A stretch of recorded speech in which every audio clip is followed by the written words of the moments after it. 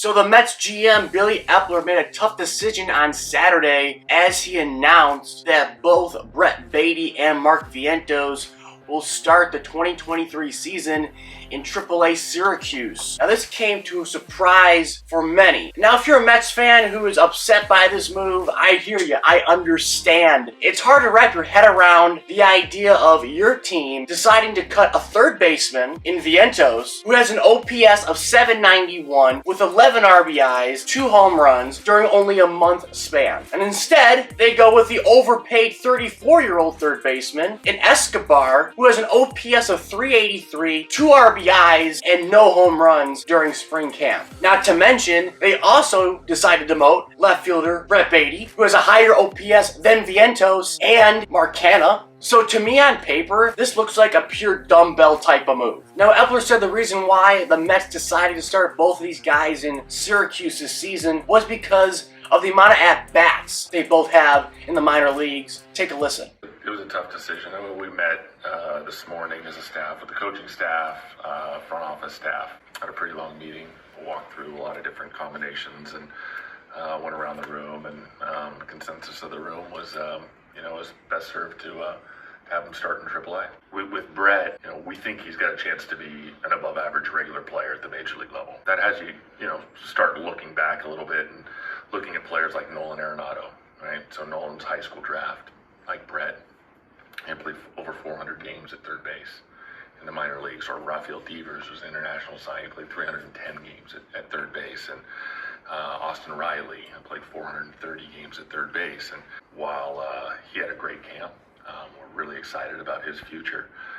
There's just some more development markers left for him to reach. So you saw what he said right there. To me, the number of at-bats excuse really holds no merit. I mean, each player develops at a different pace. And just because one projected Hall of Fame third baseman had X amount of at-bats in his minor league career doesn't mean that that formula is going to work for every other highly projected third baseman or highly projected prospect overall. That's just a weak excuse by Billy Eppler right there. Now next, the Yankees right-hander Luis Severino has been diagnosed with a low-grade right lat strain and is likely to begin the season on the injured list, said Aaron Boone. Severino sustained the injury following his most recent start on Tuesday against the Tigers, according to Boone, and he will not throw for 5 to 7 days. Aaron Boone said, quote, "He just felt some tightness in there. Came in the next day and it was a little tight." Now, although this seems to be just a 1 to 2 week setback for Severino here, it's not great news for the Yankees rotation because their rotation has already taken a couple big hits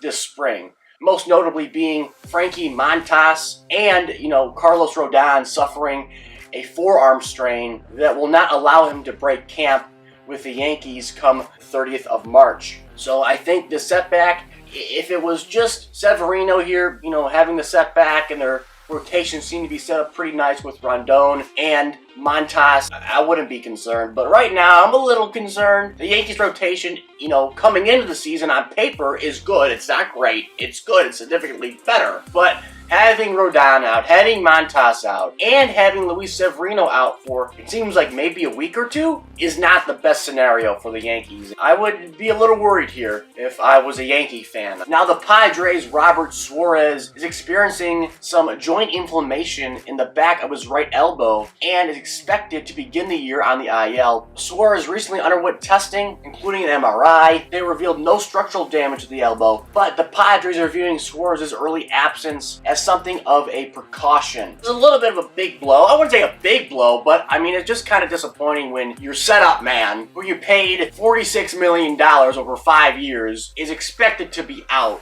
for the beginning of the season. Now, there's another guy I want to mention who could be in the pen for the Padres if more injuries arise, and that is Domingo Tapia. He was a non-roster invitee to spring training, and he's been tearing it up in the Cactus League as he has a 2.25 ERA with 11 strikeouts in 8 innings this spring. So he's a guy that the Padres could turn to in a dire need, whether it's a setup man, a guy to get some innings, a long reliever, whatever. Tapia seemed like a guy they could put on the roster, throw him in the bullpen, and use him in different situations if need be come early April. And finally, the Rays' Wander Franco was scratched from the lineup against the Red Sox on Saturday afternoon. This is again purely precautionary on the Rays' part. Here's what the manager, Kevin Cash, had to say. He said, quote, "I don't really know much other than just some soreness in the right quad. Not overly concerned right now, but certainly not ideal to have a guy hurt at this point in spring training. But we're glad that Wander said something, and we'll see what happens," basically. This was something that popped up last year. He missed 2 weeks in September due to a tight hamstring, and then he missed most of June, if you remember,